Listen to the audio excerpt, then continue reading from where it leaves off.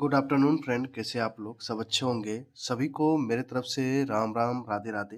तो थोड़ा-सा मेरा वॉइस आज थोड़ा-सा दब के आएगा, मतलब थोड़ा उतना बोल्ड नज़र नहीं आएगा वॉइस में, ठीक है? तो थोड़ा बहुत एडजस्ट कर लेना। तो जो आज की वीडियो है वो स्टैटिक बैंकिंग अवेयरनेस है, कैसे-कैसे क्वेश्चंस बनते हैं उसके बारे में बात करते हैं। और ध्यान रखिएगा ये पार्ट 1 है, क्योंकि हेल्थ इश्यू है तो मैं उतना नहीं बोल सकता हूँ। तो चलिए जितना हो सकता है बना के देता हूँ, मुझे लग रहा था कि बना देना चाहिए।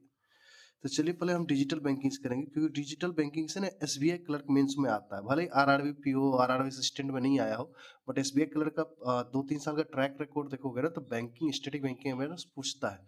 वो 4 पूछे, 3 पूछे, बस आप पढ़ के जाओ। पढ़ के जाओ ना, अगर आ गया बना लोगे। देखो, आए ना आए वो अलग सीन है, बट आपको पढ़ना है, ठीक है? चलिए डिजिटल बैंकिंग, पहले हम एनपीसीए के बारे में बात करेंगे। ये क्या होता है? एनपीसीए होता है national payment corporation of India. ये umbrella organization for all retail payment system in India है, ठीक है? एनपीसीए का एथोराइज कैपिटल कितना है? 300 करोड़ रुपए। पेड अप कैपिटल कितना है? 219 करोड़ रुपए, ठीक है? ये स्टैटिक्स है। एनपीसीए को 10 बैंक्स मिलकर बनाया था, मतलब प्रमोटर बैंक्स बोल सकते हैं कि 10 बैंक्स थे। मतलब एनपीसीए को एक बनाने के लिए 10 बैंक्स ने मिलकर पैसा वगैरह इन्वेस्टमेंट किया होगा, उसके बाद बनाया गया था। इसको हम लोग बोलते हैं 10 promoter banks. How many promoter banks in NPCA? तो 10 बोलना है। How many promoter banks in India for NPCA? 10 banks. NPCA is not for profit organization. कहाँ ये मेंशन है? सेक्शन 8 ऑफ कंपनीज एक्ट 2013 में, ठीक है? Section 8 of the companies act 2013 में। अब आइए दूसरा, कोर क्या होता है? Centralise online real time exchange होता है। इसका फुल फॉर्म याद रखिएगा। देखिए, हम डिटेल में नहीं जाएंगे, जो जो टॉपिक है उसको पढ़ लेना है। Core, centralised online real time exchange. CBS क्या होता है? कोर बैंकिंग सॉल्यूशन होता है। ये फुल फॉर्म याद रखिएगा, इस टाइप के फुल फॉर्म पूछा जाता है। अब आइए नेफ्ट के बारे में बात करते हैं। ये इसका फुल फॉर्म होता है नेशनल इलेक्ट्रॉनिक फंड ट्रांसफर। एक डे में कितना ये बैचेज करता है? 48 बैचेज, क्योंकि ये 30 मिनट्स की गैप पर काम करता है, ठीक है? 48 बैच पे होता है ये। ऑपरेटेड बाय आरबीआई, ठीक है? सेम एज आरटीजीएस को भी ऑपरेट किया था। एनपीसीए ने नहीं बनाया था इसको, आरबीआई ने बनाया था नेफ्ट को, ये याद रखिएगा। Cash based remittance up to Nepal 50,000 रुपए। मतलब आप कैश बेस्ड, मतलब फिजिकल फॉर्म में पैसे भेज रहे हैं। मतलब फिजिकल इन द सेंस कि आप बैंक जाके, खुद बैंक में जाके पैसा जमा कर रहे हैं नेपाल के लिए, तो वो 50,000 रुपये होगा। अगर खुद से घर बैठे, मतलब होता है ना ऑनलाइन पे क्रेडिट ऐसे साइट खोल के फिर आप पैसा भेजते हैं, तो वो 2 लाख रुपए ऑनलाइन। ये ओनली वन वे रूट है। आप सिर्फ इंडिया से नेपाल पैसा भेज सकते हो, बट नेपाल से इंडिया नहीं, ठीक है? ये याद रखिए। NEFT and RTGS in banking terminology speak of, क्या बोलते हैं बैंकिंग टर्मिनोलॉजी? इसको बोलते हैं electronic fund transfer from bank to bank, ठीक है? नेफ्ट और आरटीजीएस को बैंकिंग टर्मिनोलॉजी में क्या बोलते हैं? इसको बोलते हैं electronic fund transfer from bank to bank, ठीक है? ये याद रखिएगा। Cash based remittance to Nepal 50,000, online remittance 2 lakh रुपए, ओके? और ये कब बना था नेफ्ट? 2005 में, 2004 में 24/7 अवेलेबल है ये, ठीक है? RTGS real time gross settlement 2005 में आया था, operated by RBI. Minimum amount transfer कितना कर सकते हैं? 2 लाख रुपए। Maximum no limit. Maximum and minimum limit of NEFT, NEFT के लिए कितना है मैक्सिमम और मिनिमम? कोई लिमिट नहीं है। 48 एज बैच को क्या करते हैं? डेफर्ड नेट सेटलमेंट करते हैं, ठीक है? जो नेफ्ट में 48 बैच होता है ना, 48 बैचेज होता है, उसको हम लोग डीएनएस बोलते हैं, डेफर्ड नेट सेटलमेंट। इसका फुल फॉर्म याद रखिएगा, यहां से क्वेश्चन बनता है मेरे भाई। डिजिटल बैंकिंग में क्वेश्चन बनेगा आपको, तो डेफर्ड नेट सेटलमेंट बोलते हैं, याद रखिएगा। और देखिए, मैंने ये सारी क्लासेस अभिजीत मिश्रा सर की देखी है, उस पर मोस्टली 1 लाख प्लस व्यूज है। भाई इतना बढ़िया क्लासेस है। अगर आप वहां से देख चुके हो तो ये क्लासेस देखने की जरूरत नहीं है, बट मैं तरीका अपना होता है बताने का। MICR कोड क्या होता है? Magnetic ink character recognition. जो 9 न्यूमेरिक कोड होता है, इसको ये याद रखिएगा, 9 न्यूमेरिक। ऐसे भी पूछ सकते हैं कि MSR किस टाइप का कोड होता है? 9 न्यूमेरिक कोड। ये जैसे चेक पे होता है ना, नंबर जो लिखा रहता है, उसी को स्कैन के लिए MSAR का यूज किया जाता है, मैग्नेटिक इंक करेक्टर रिकॉग्निशन। जो ये नंबर है ना 9 न्यूमेरिक, फर्स्ट 3-3 में रहता है बटा हुआ, 3-3-3। जो फर्स्ट 3 नंबर है ना वो सिटी को शो करता है। जो बीच वाला है ना, मिड वाला 3 डिजिट नंबर, वो बैंक्स को शो करता है। और जो लास्ट के 3 नंबर है ना, ये ब्रांच को। ऐसे भी क्वेश्चन पूछ सकता है कि MICR का जो लास्ट का 3 नंबर है वो बैंक क्या शो करता है? तो वो ब्रांच शो करता है, ठीक है? ये याद रखिएगा। UPI, unified payment interface. Single mobile application for accessing different bank account. देखिए आप सिंगल मोबाइल में आप रखते हैं, बहुत सारे बैंक्स को जोड़ के रखते हैं, यूपीआई में स्टेट बैंक ऑफ इंडिया भी जोड़ लेते हैं, पीएनबी भी जोड़ लेते हैं, तो वही बात हो रही है। इसका पिन कितना का, मिनिमम 4 का और मैक्सिमम 6 का होता है डिजिट, ठीक है। अपर लिमिट पर यूपीआई ट्रांजेक्शन। अब आइए, ये वेरी वेरी इंपॉर्टेंट है मेरे भाई, याद रखिए। अगर कुछ नहीं लिखा हुआ, सिंपल से लिखा हुआ कि मैक्सिमम लिमिट पर यूपीआई ट्रांजेक्शन कितना है, तो आंसर होगा 1,00,000 रुपए।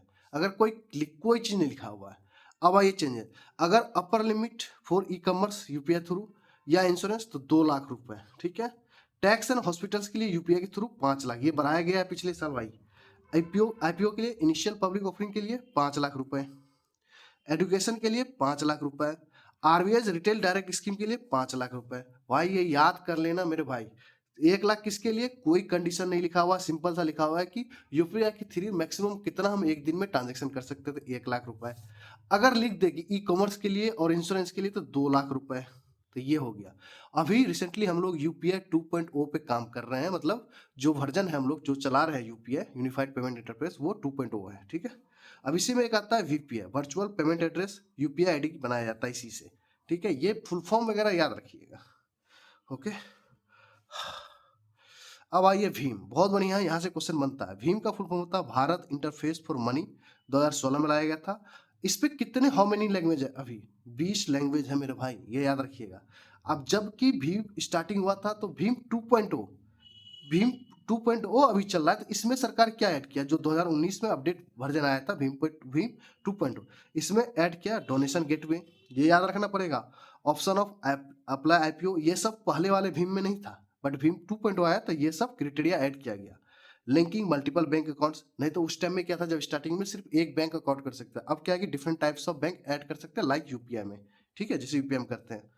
Allows you to gift money, अगर गिफ्ट मनी भेजना है तो आप वहां से भी भेज सकते हैं। तो ये 4 पॉइंट याद रखना है, और पांचवा कुछ लिख के दे देगा, बोलेगा कि भीम 2.0 में कौन सा पॉइंट एडेड नहीं है इसमें से, वो बताए। तो इस तरह से पढ़ना पड़ेगा, ठीक है। मैं आपको तरीका भी बता रहा हूँ पढ़ने का, किस टाइप से पढ़ सकते हो। MMID, मोबाइल मनी आइडेंटिफायर, ये फुल फॉर्म है, ये 7 न्यूमेरिक डिजिट, मैं इस पे एम्फेसाइज ज्यादा कर रहा हूँ, ये न्यूमेरिक थोड़ा सा फोकस रखिएगा। 7 numeric digit use in IMPS में होता है, जो 2010 में आया था। इमीडिएट पेमेंट सिस्टम के लिए आया था, ये यूज करते हैं। 7 account to account fund transfer के लिए IMPS यूज होता है, ठीक है। अब देखो, भारत बिल पेमेंट सिस्टम, जो आप बिजली का बिल पेमेंट करते हो, तो वो Bharat bill payment system name change to Bharat connect. जो ये पहले यहाँ से करते थे, Bharat bill payment system BBPS था, इसका नाम चेंज करके भारत कनेक्ट रख गया। यहाँ से आप बिल वगैरह पे करते हो, ठीक है, लाइट का। Network of shared automated teller machine in India, NFS होता है, नेशनल फाइनेंशियल स्विच।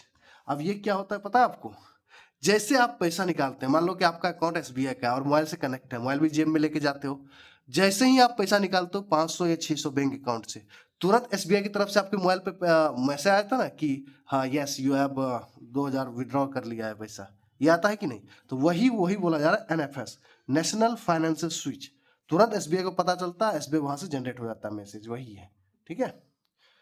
अब देखिए एक अपडेट है रिसेंट में, NPCI announce the incorporation of NPCI Bhim service limited, जिसका शॉर्ट फॉर्म है NBSL, earlier known as Bhim. Bhim Bhim के लिए ना अलग से इसको बना दिया, ये चलाएगा भीम को। NPCI Bhim service limited operated by, ये ऑपरेट करेगा आप भीम को, okay. NPCI Bhim service limited.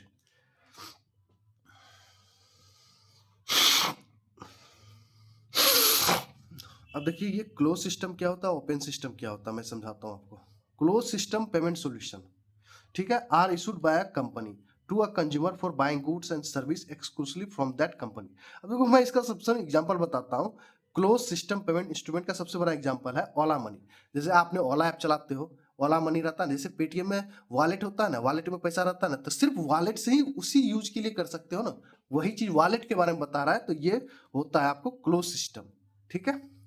अब ओपन सिस्टम पेमेंट इंस्ट्रूमेंट क्या होता है, can be use for purchase of goods service and also permit cash withdrawal or at ATMs merchant locals. The open system payment instrument मतलब हो गया debit card, credit card की जाके market से आप पैसा निकालते हो, विड्रॉल करते हो, बहुत सारा काम करते हो। बट क्लोज सिस्टम में क्या है कि उसी के लिए वॉलेट से ही पैसा आप जनरेट कर सकते हो, जैसे कि ओला मनी है।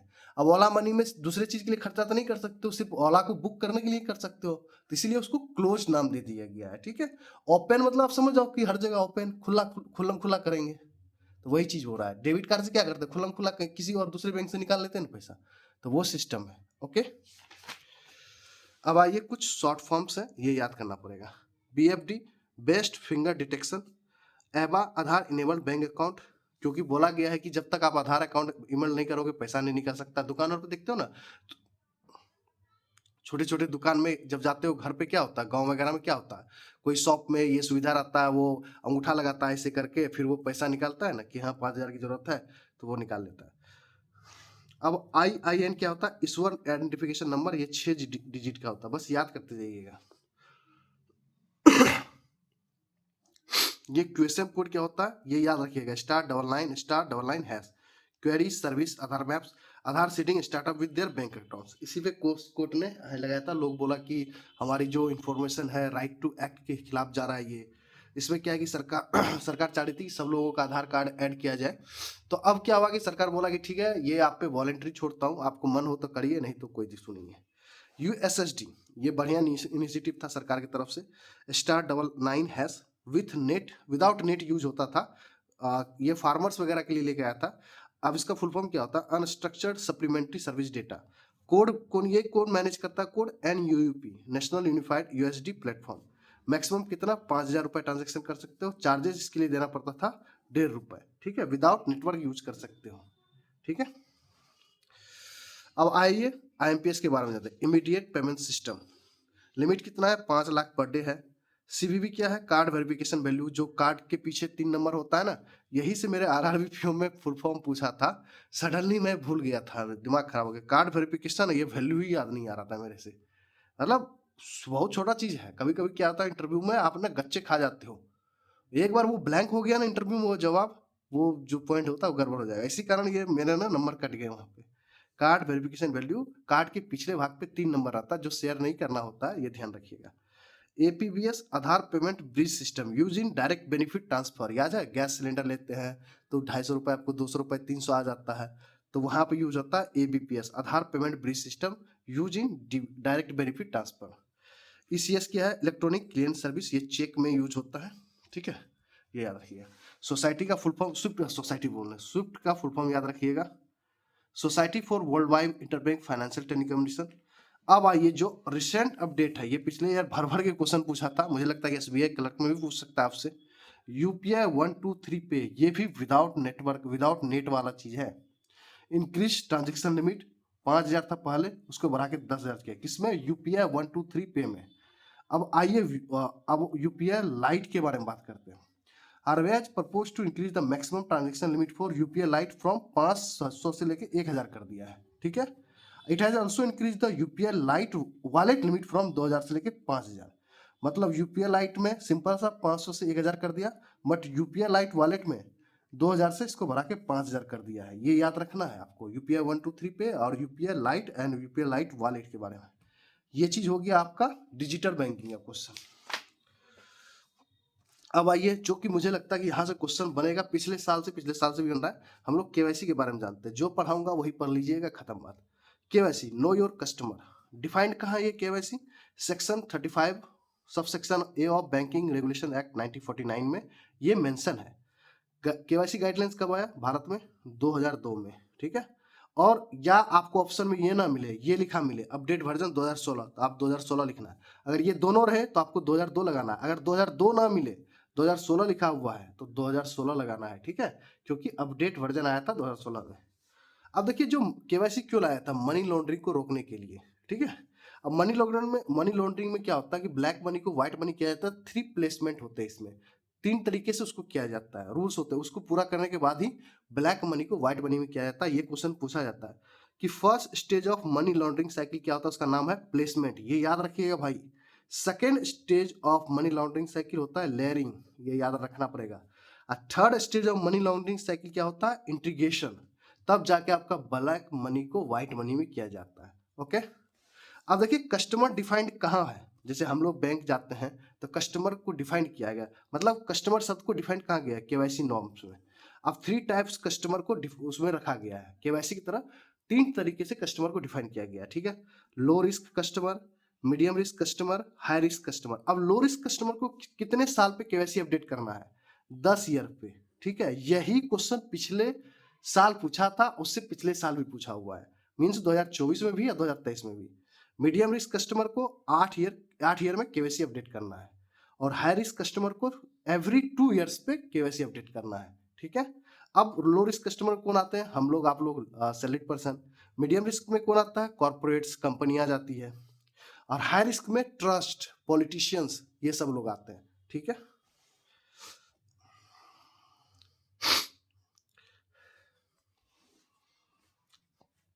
अब थोड़ा सा ये फुल फॉर्म देख लीजिए। STR सस्पिशियस ट्रांजैक्शन रिपोर्ट होता है, CTR कैश ट्रांजैक्शन रिपोर्ट होता है। केवाईसी डे कब मनाया जाता है? 1 अगस्त को, ठीक है।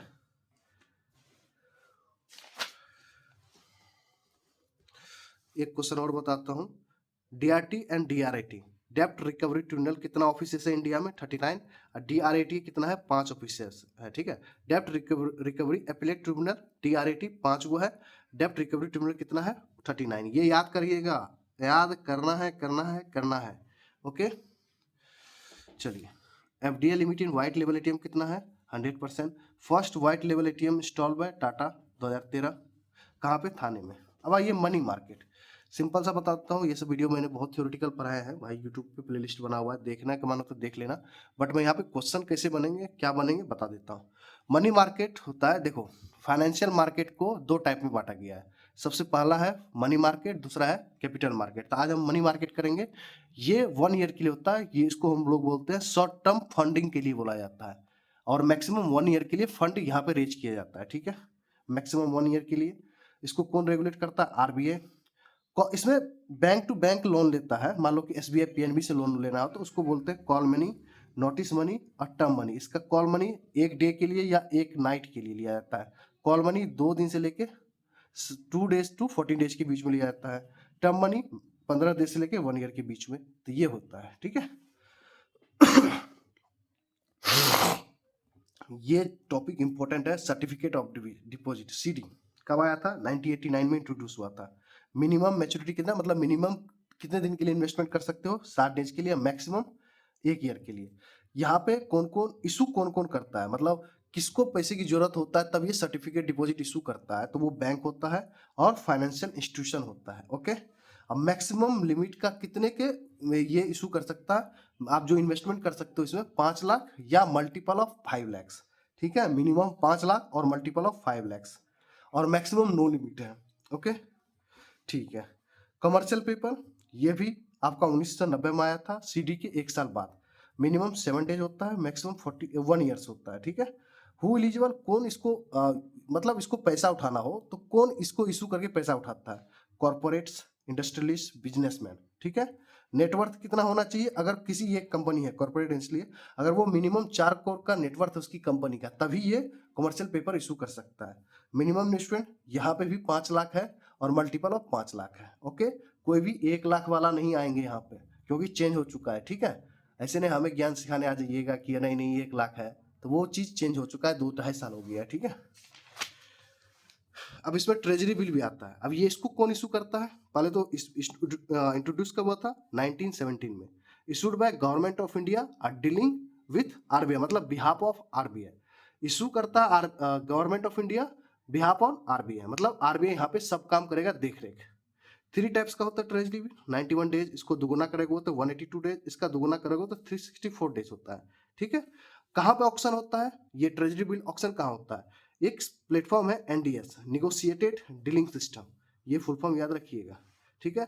लोवेस्ट, इसमें सबसे ज्यादा अगर आप पैसा इन्वेस्टमेंट करते हो, जो गवर्नमेंट ये इशू करती है, अगर आप पब्लिक हो पैसा इन्वेस्टमेंट करते हो तो ये सबसे सेफेस्ट है, लोवेस्ट रिस्क होता है इसमें ट्रेजरी बिल। मिनिमम अमाउंट कितने इन्वेस्ट कर सकते हो? 25,000 and multiple of 25,000, 25,000 minimum and multiple of 25,000 rupee invest कर सकते हो, ठीक है।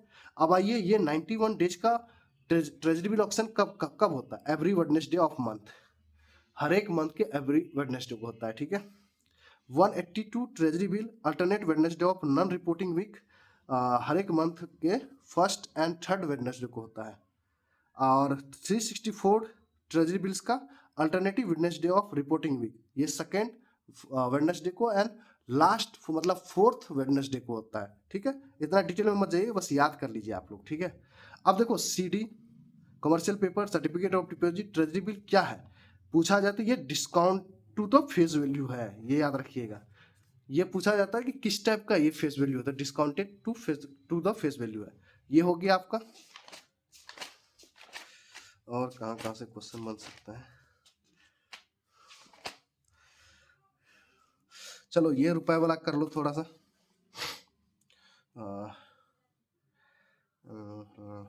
चलो सबसे पहली बात है कि हम यहाँ से बात करते हैं, how many currency chest are in the country, 4195 है, ओके, ठीक है।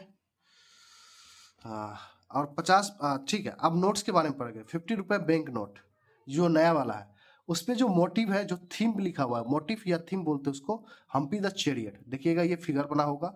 और बेस कलर क्या है, फ्लोरोसेंट ब्लू है, ओके। और डायमेंशन कितना है ये याद रखिएगा, 66 मिलीमीटर इंटू 135 मिलीमीटर, ठीक है, ये याद रखिएगा। 200 बैंक नोट पे एंगुलर ब्लीड लाइन क्या है, एंगुलर ब्लीड लाइन किसके लिए होता है, जो ब्लाइंड है उसके लिए, कि ऐसे टच किया होगा, आप कॉर्नर पर देखना ना, ऐसे ऐसे करके लिखा होगा साइड में, ऐसे ऐसे। तो ये 4 है, एंगुलर ब्लीड लाइन 200 पर 4 है फॉर विजुअली इंपेयर्ड के लिए। मोटिव या थीम क्या है, संचित सांची स्तूपा। बेस कलर क्या है, ब्राइट येलो, और डायमेंशन 66 मिलीमीटर इंटू 146 मिलीमीटर, ठीक है, ये याद रखिएगा। चलो बेस कलर ऑफ 1 रुपये नोट, जो कि अब कम ही दिखता है रेयर केस में, पिंक ग्रीन है। सिग्नेचर कौन करता है 1 रुपये नोट पे, फाइनेंस सेक्रेटरी, ये याद रखिएगा, ना कि आरबीआई का। 1 रुपये नोट पे जो कागज का नोट होता है, 1 रुपये नोट के, उस पर सिग्नेचर फाइनेंस सेक्रेटरी का। इसका dimension 9.7 centimetre into 6.3 centimetre, okay, ठीक है ना, गॉट इट ना। अब आइए 500 रुपए के नोट्स। देखो अभिजीत सर की क्लासेस में ये सब उतना नहीं करवाया, मैंने अपने खुद से ऐड कर दी कि जिससे आपको प्रॉब्लम नहीं हो। 500 नोट्स, एंगुलर ब्लीड लाइन कितना है इस पे, 500 है, मतलब 5 का 5 याद कर लेना। कलर क्या है, स्टोन ग्रे। डायमेंशन क्या है, 66 मिलीमीटर इंटू 150 मिलीमीटर। और थीम या मोटिव क्या है, रेड फोर्ट है उस पर, ठीक है। 2000 नोट, जो कि अब सरकार ने इसको विड्रॉ कर लिया, तो इस पे एंगुलर ब्लीड लाइन कितना था, 7, और डायमेंशन कितना है, 66 मिलीमीटर इंटू 166 मिलीमीटर, ये याद करना पड़ेगा। कलर मैजेंटा, और मोटिव क्या है, मंगलयान, ठीक है। 100 नोट पुराना वाला, ये न्यू वाला, ठीक है, इस पे कलर लेवेंडर्स है। डायमेंशन क्या है, 66 मिलीमीटर इंटू 142 मिलीमीटर, और मोटिव क्या है, रानी की वाव। उस पर थीम क्या है, फोटो जो आता है रानी की वाव। और जो ओल्ड नोट 100 रुपए का नोट था, उसका साइज क्या था, 73 मिलीमीटर इंटू 157 मिलीमीटर, ये याद रखिएगा रुपए वाला, ठीक है। चलिए ये पूछता है और हमेशा बताता हूँ, कैपिटल एडिक्वेसी रेशियो, ये है आपका बेसल का रूल है। तो capital adequacy ratio CAR for small finance bank के लिए कितना मेंटेन करना है, 15%, ठीक है। Capital adequacy ratio for banks में RRB भी आता है, याद रखिएगा, 9%। Capital adequacy ratio for NBFC 15%, मतलब 15% किसके लिए, NBFC and small finance bank के लिए। और नॉर्मल बैंक हो, वो फॉरेन बैंक्स हो या ग्रामीण बैंक हो या हमारे पब्लिक सेक्टर बैंक हो, उसके लिए 9% मेंटेन करना है, ठीक है। ये हो गया आपका क्वेश्चन। देखिए अगर आपको लाइसेंस लेना है, किसी ARC की लाइसेंस लेना है, तो 300 करोड़ देना पड़ेगा। बैंक के लिए 500 करोड़, इंश्योरेंस के लिए 500 करोड़, NBFC के लिए 2 करोड़ और 5 करोड़, ठीक है, ये चीज होगी।